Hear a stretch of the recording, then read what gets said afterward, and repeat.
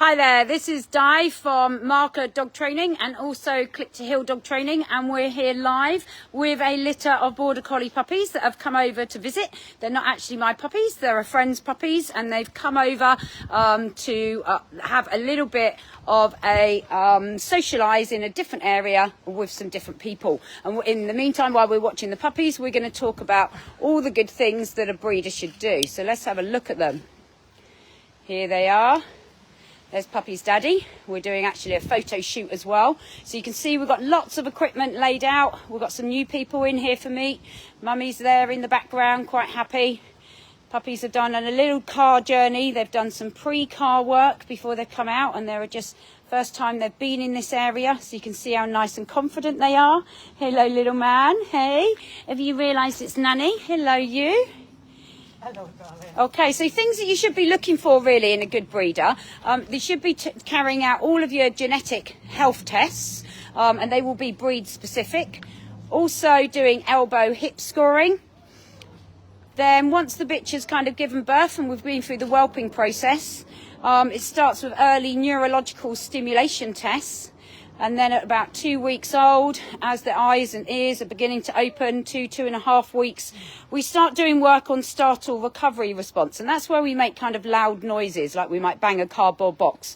All the puppies kind of freeze then when they hear the noise, usually for a few seconds, and they realise that noise isn't dangerous, and then they kind of carry on. And we do that with all different noises until the puppies are usually just not responding to those noises whatsoever, and they're just carrying on about their little business. And then we're going to start adding novelty into the kind of whelping box at that kind of, 2 week period. Things that, might smell different textures. Sorry, I've got carried away looking at the puppies there. And then we're going to start expanding their area. So really once they're on the move, we're going to start opening up that whelping box into a kind of larger area. I personally have my puppies kind of in a bedroom where I sleep with them the entire time.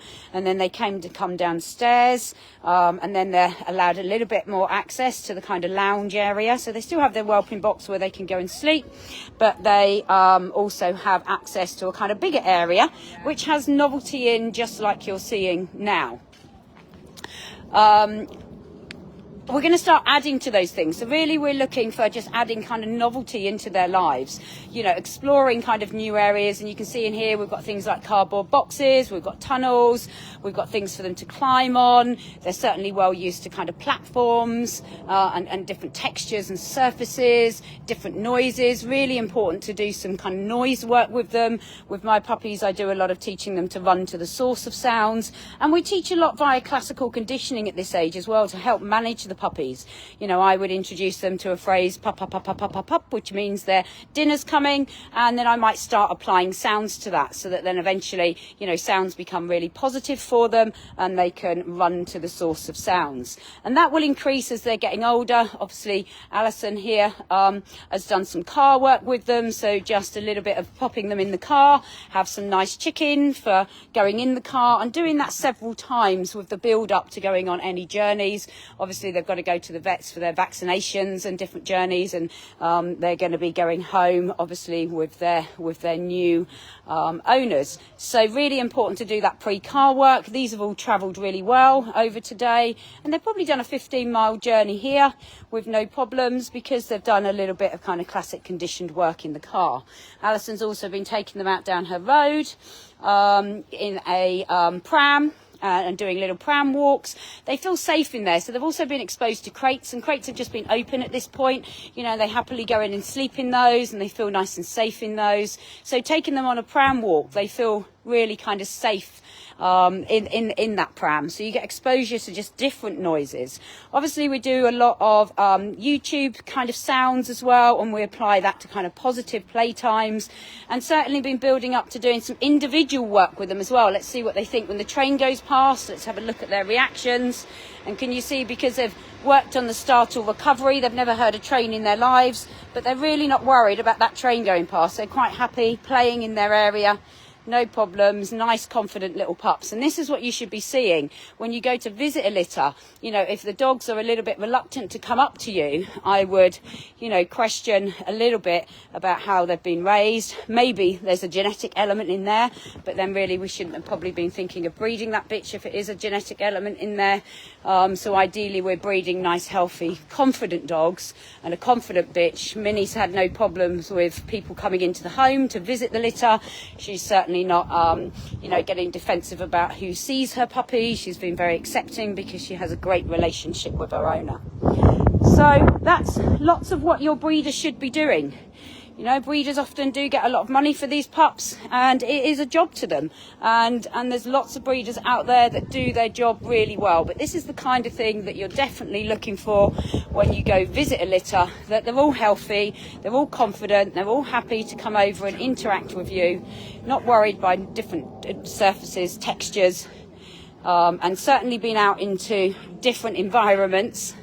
I was just going to say one more thing, that Alison does a lot of individual work with them and has been doing that for 2 weeks, getting them used to a marker, whether that's a clicker or a marker word, doing some individual toy play and just some individual time with each of the puppies. Certainly, you know, watching when we give them those kind of little challenges and new things to do each day, like boundary games and climbing over things, looking for the ones that are a little bit shyer, a little bit maybe lacking in confidence within the litter, and then working with them on an individual basis to be able to bring that out. Now, usually puppies do go to their homes at 8 weeks.